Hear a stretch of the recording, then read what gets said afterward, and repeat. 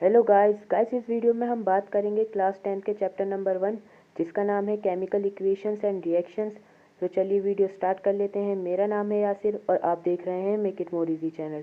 अगर आप मेरे चैनल पर नए हैं तो मेरे चैनल को सब्सक्राइब कर दीजिए, बेल आइकन को प्रेस कर दीजिए ताकि आपको मेरी नई वीडियोज़ की नोटिफिकेशन मिलती रहे।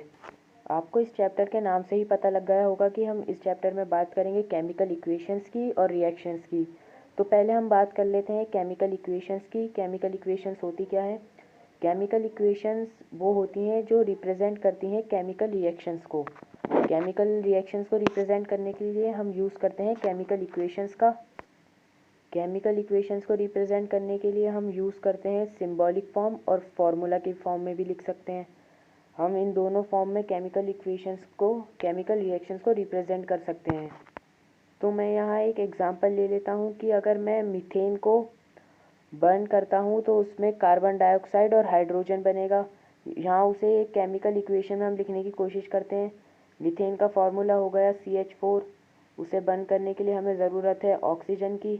जब वो बर्न होगा तो बनेगा CO2 और वाटर जिसका फार्मूला है H2O। अब हमने केमिकल रिएक्शन को केमिकल इक्वेशन में लिख दिया।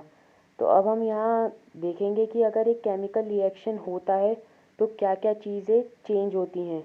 तो जो केमिकल रिएक्शन होता है उसमें कलर चेंज हो सकते हैं एलिमेंट्स के, उनका स्टेट चेंज हो सकता है, जो हमारे आसपास का टेम्परेचर है केमिकल रिएक्शन होने के बाद उसमें से हीट निकल सकती है, टेम्परेचर चेंज हो जाएगा और उसमें एवोल्यूशन ऑफ गैस होगा, यानी उसमें गैस निकलेगी। आई होप कि आपको समझ में आ गया होगा कि केमिकल इक्वेशंस क्या होती है। अब हम बात कर लेते हैं बैलेंसिंग की। एक केमिकल रिएक्शन कैसे बैलेंस होती है। तो जो हमारा मेथड होता है किसी भी केमिकल रिएक्शन को बैलेंस करने के लिए उसका नाम होता है हिट एंड ट्रायल मेथड। और जो केमिकल इक्वेशन बैलेंस नहीं होती उसे हम कहते हैं स्केलेटल केमिकल इक्वेशन। तो यहाँ हम ऊपर वाला ही रिएक्शन लेंगे जिसमें हम मीथेन को बर्न करेंगे और कार्बन डाइऑक्साइड और वाटर बनेगा। तो हम अब यहाँ चेक करेंगे कि नंबर ऑफ़ एटम सेम है या नहीं रिएक्शन से पहले और रिएक्शन के बाद। यहाँ कार्बन के तो सेम है लेकिन ऑक्सीजन और हाइड्रोजन के सेम नहीं है। तो रिएक्शन की दो साइडें होती हैं, एक होती है LHS और एक होती है RHS।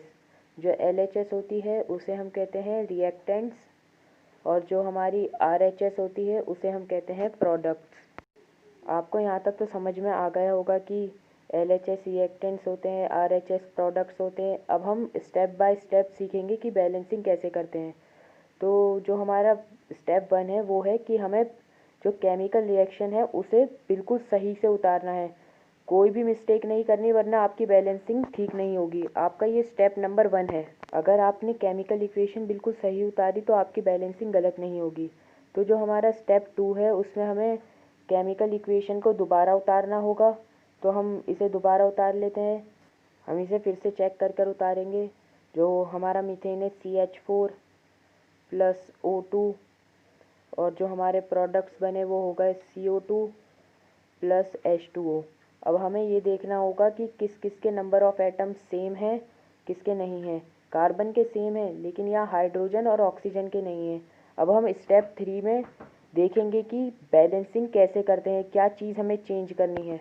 हम जब किसी रिएक्शन को बैलेंस करेंगे तो हम नंबर ऑफ़ एटम्स चेंज नहीं कर सकते, हमें उसके मॉलिक्यूल चेंज करने होंगे। कोफिशिएंट की मदद से हमें उन्हें नंबर ऑफ़ मॉलिक्यूल्स चेंज करने होंगे। तो यहाँ हम देख लेते हैं कि CH4 हाइड्रोजन के 4 वहाँ 2 हैं तो हम हाइड्रोजन के 4 कर देते हैं। 2 2 ज़ा 4 हो गए, यहाँ सेम हो गए। लेकिन हमारे जो प्रोडक्ट्स में हो वो वहाँ हो गए ऑक्सीजन के 4। अब यहाँ हम 2 कर लेते हैं। अब चेक करिए, हाइड्रोजन के भी 4 और ऑक्सीजन के भी 4, मतलब ये केमिकल इक्वेशन बिल्कुल बैलेंस हो गई।